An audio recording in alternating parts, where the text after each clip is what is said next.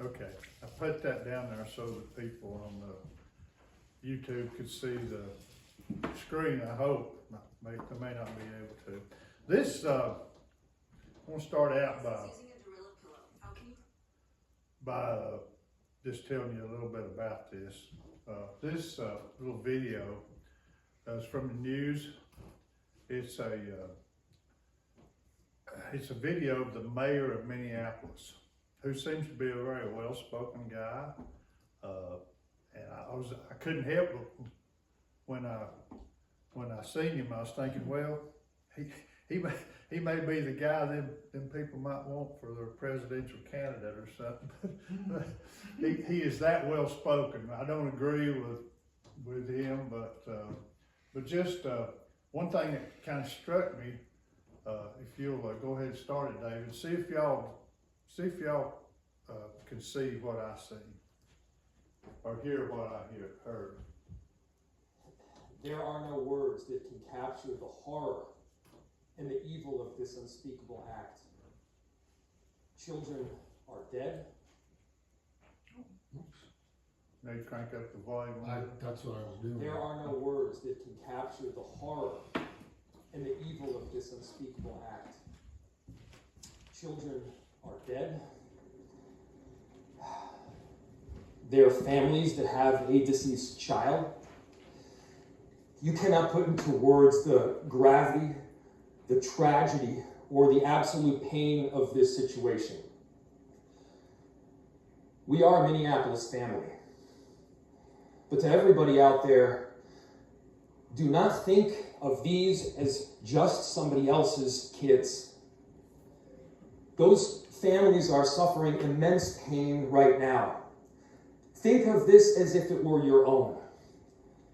Every one of us needs to be wrapping our arms around these families, giving them every ounce that we can muster. These were Minneapolis families. These were American families. And the amount of pain that they are suffering right now is extraordinary. And don't just say this is about thoughts and prayers right now. These kids were literally praying. It was the first week of school. They were in a church. These are kids that should be learning with their friends. They should be playing on the playground. They should be able to go to school or church in peace without the fear or risk of violence, and their parents should have the same kind of assurance. These are the sort of basic assurances that every family should have, every step of the day, regardless of where they are in our country. Did you hear what I heard? What upset me, because I heard this earlier too, several times, thoughts and prayer aren't enough. Yeah, he's like most slick politicians. What you agree with most of what he says, but at the same time, he's working that into a gun control thing.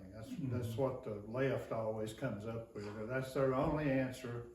It's okay to just continue doing all this evil stuff that's caused it in the first place, but just to make sure nobody has a gun. But that's not what I was concentrating on. What I was concentrating on is what Sarah said, is he basically said praying don't do no good. And I disagree with that. There's another lady representative too that kind of said the same. Right. So if you read this in the context of, or you think about that, I just happened to see that and see somebody else's comment on it. Of course, that's in relation to that terrible shooting up in Minneapolis. But it kind of sickens me when politicians, when they're trying to talk about a tragedy, the first thing they do is try to lead it towards some kind of political thing that they want. But I guess that's politics. But Colossians 4:2-6 says, continue steadfastly in prayer, being watchful in it with thanksgiving. At the same time, pray also for us that God may open to us a door for the word, to declare the mystery of Christ, on account of which I am in prison, that I may make it clear, which is how I ought to speak. Walk in wisdom toward outsiders, making the best use of the time. Let your speech always be gracious, seasoned with salt, so that you may know how you ought to answer each person. So Paul here is, at the time that Paul wrote this letter, and also Philippians, Ephesians, and Philemon, he was in Rome, and he was a prisoner, but he was in his own house that he had rented, but he had to be chained and have a guard 24 hours a day. So he was in prison in that sense. Later on, he goes to a more traditional prison, but he spent 2 years there, and during that time he wrote this letter, and also the others. So imagine being where he was at and writing like this. You know, he's seen past the problems of earth, and he's talking to this church in Colossia, where, like we talked before, there's been all these people were previously pagans.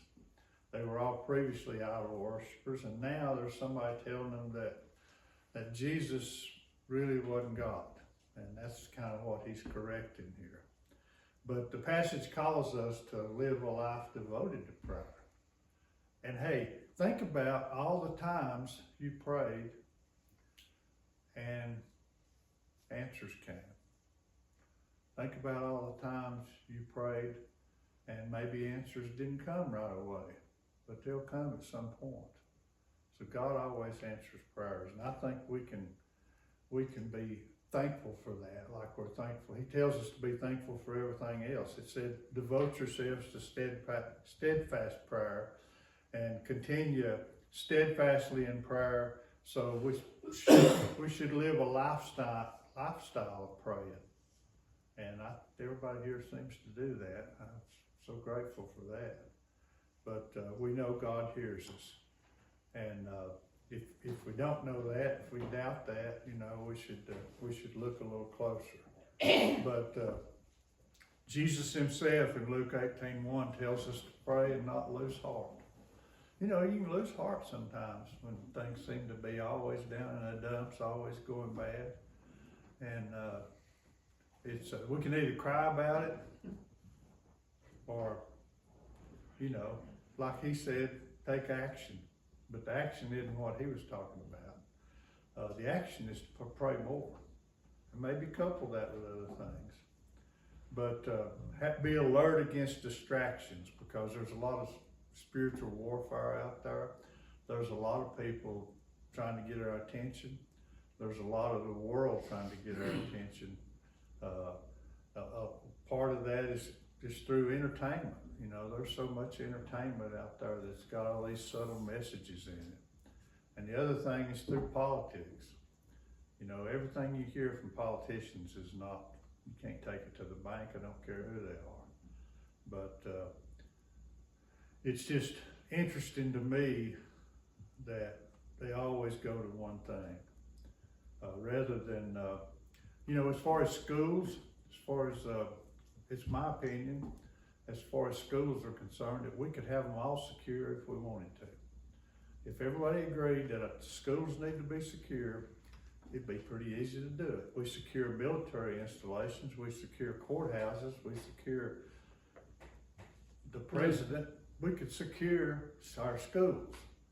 But they would rather talk about it and try to use that for a way to attain a political goal. So, but we have to be aware of spiritual warfare, and it's something that we all kind of let go on by sometimes. But it's all around us, Those demons are out there. The devil's working every day, and he works through our friends, our neighbors, and even our families sometimes. And they may not even be aware of that sometimes. But also another thing we got to be aware of is being complacent, being too complacent.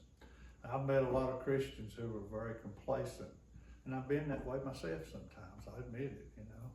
We can all get a little laid back, a little complacent. You hear about grace and you think, well, the rest of it don't really matter. but the truth is it does.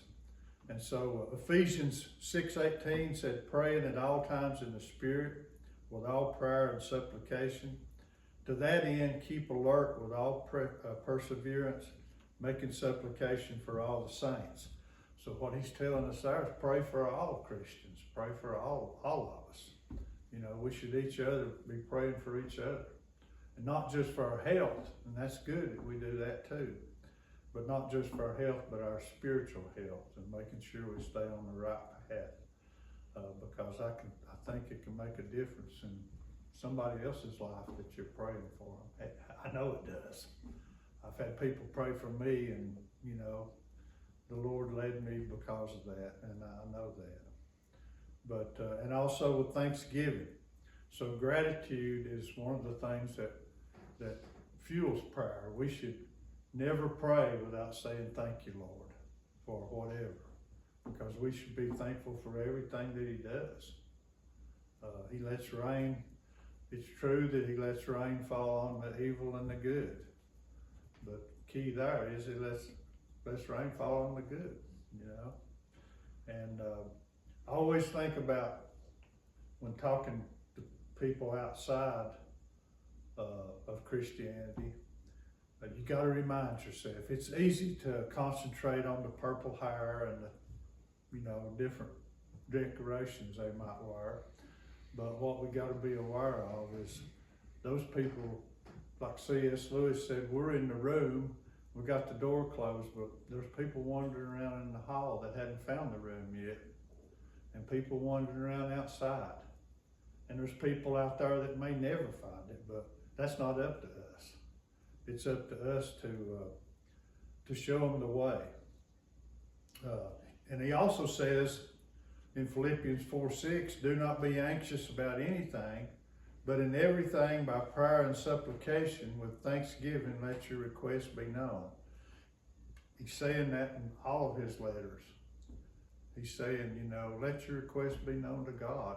And if we don't pray and tell him what we need, what we want sometimes, then we have less of an influence. You have an influence on God, isn't that great? You know, you don't think about that. You think God's so much greater than us, and he might listen to me, but he'll still make his own decisions, and that's true. But you still have an influence on God. I think every Christian does. And so pray for opportunities to spread the word for evangelism. To open the door, like Paul said, to proclaim the mystery of Christ. And if you don't know how to talk about that, then you can learn. You know, we can all learn to do it. And we all have our different styles. Some people, I do better here than I do talking to somebody one-on-one, you know. But that shouldn't keep me from doing it. And it shouldn't keep us from doing it. And we all have not only we have the responsibility, and I think part of that's what Paul's talking about here, is we have the responsibility to not only tell people about Christ, but to show them in our own life that we're living for Christ. Sometimes that's a harder one, isn't it? Yeah, because it is. Because you want, you know, it's human to want to please people, especially our family, especially our friends.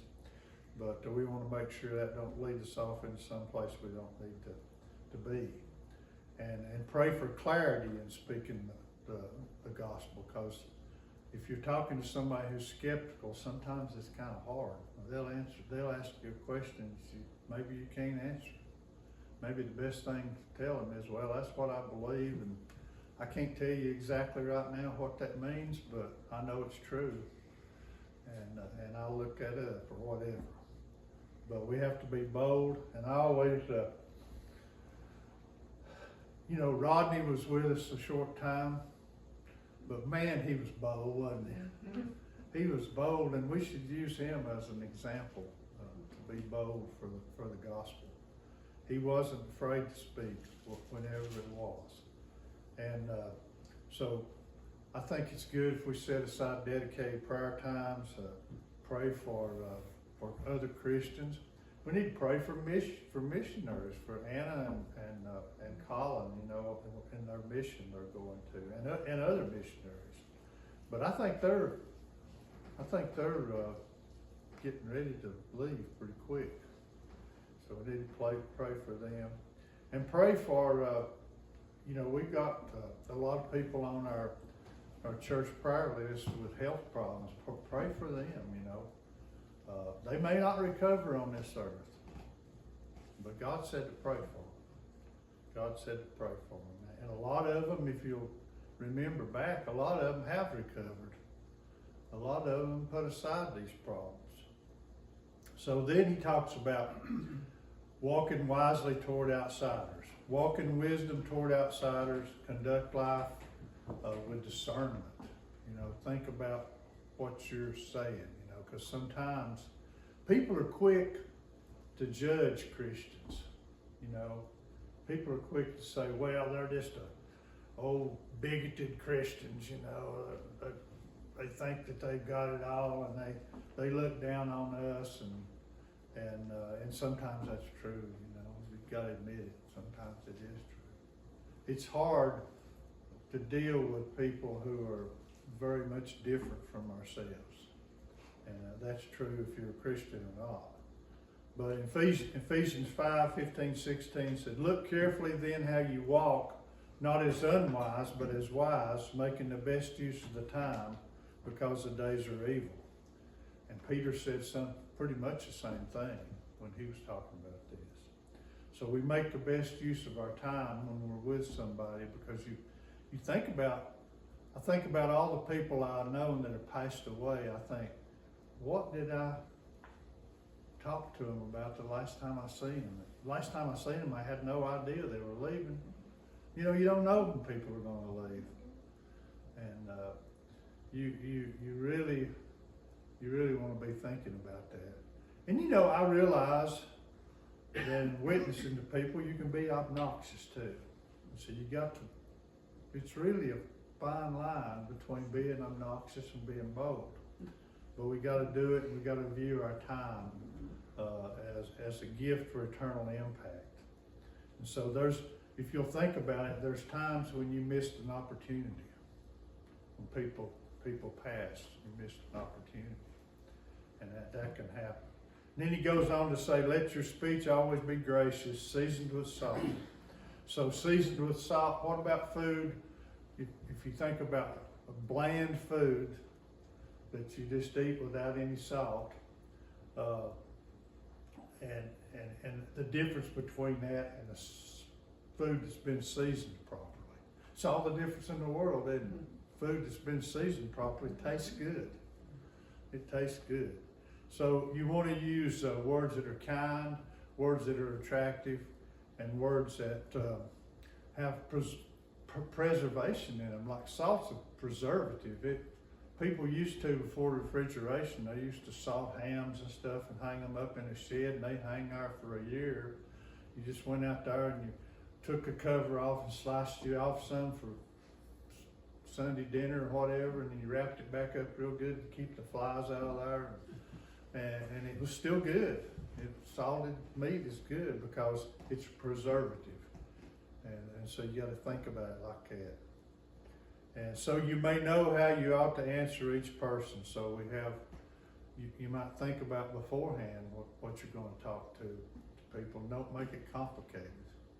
You know, one thing I learned from Sarah a long time ago, she used to tell me this a long time ago. Well, it feels long anyway. Maybe it wasn't that long. But before I was saved, she would say the gospel's simple. It's not complicated. And I'm the kind of guy who enjoys complications. So if it ain't complicated, sometimes it don't get through to me good. But she's right. Thank you. You're absolutely right. But we need to just think about that. And so another thing is, if you ever noticed when you talk to somebody, and I'm a talker, I admit that too. I tend to talk. I tend to want to put my opinion in on things, but But really, and you know, I admire Jim because I can tell Jim is one of them listening people. When you talk to him, he listens. And people notice that, you know. And so I found in a pastoral way that listening to people, whatever it is, I mean, if it's just a story about whatever, if you listen to them, they know you're interested in them. They know you're interested in what they say. If you just talk, just don't let them speak, then they can't put their story out there, and they tend not to listen to you. So if you want people to really listen to you, you need to listen to them first. And that's a lesson that I try to learn all the time, but you know, sometimes we fail. 1 Peter 3:15 said, "But in your hearts honor Christ the Lord as holy, always being prepared to make a defense to anyone who asks you for a reason for the hope that's in you. Yet do it with gentleness and respect." So if somebody says, "Why are you a Christian?" That's been proven to be false. Or, "Why are you a Christian?" That's just a myth. Why do you know, some of these hardcore atheists, "Why do you believe in a sky daddy?" There's no proof of him that he even exists. There's no proof Jesus exists. Well, you need to have an answer for that, why you believe it. So, just to conclude, and I'll not go on, but prayer empowers our witness, and wisdom guides our walk.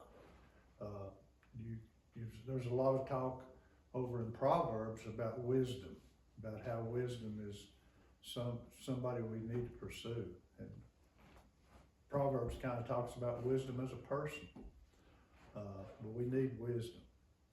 And be intentional about praying, and be intentional about our witness, and try to commit, you know, maybe this week to having a conversation with somebody that you're concerned about.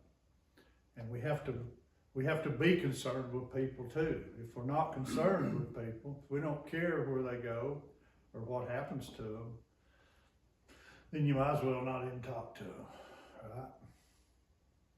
And so we're going to have communion now. If I can get the guys to come up, just think about all this. Just to thank you for listening. All right.